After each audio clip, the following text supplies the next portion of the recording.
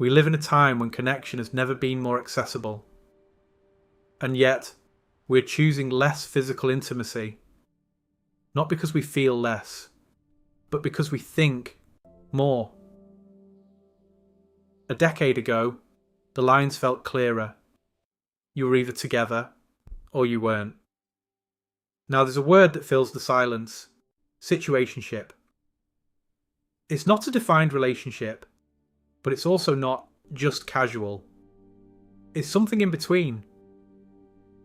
There are late night messages, there is genuine emotional connection, but there is no formal structure, no label. For many, this isn't confusion, it's adaptation.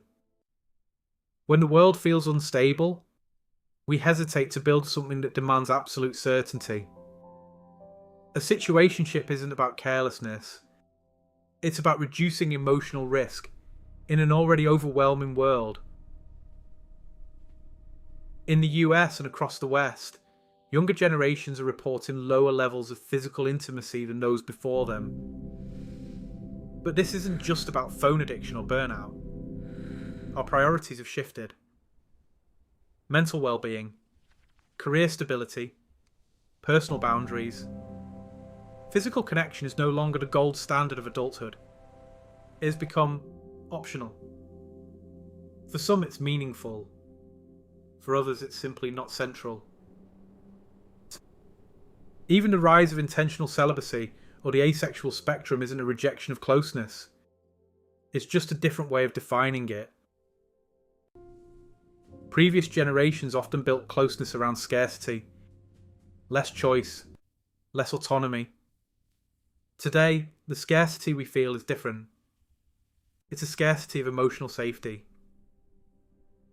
We want connection, but we're terrified of losing ourselves in the process. So new formats emerge.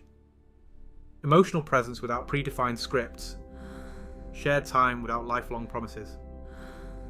This isn't a fear of commitment. It's a renegotiation of what commitment actually costs. Some call this a decline.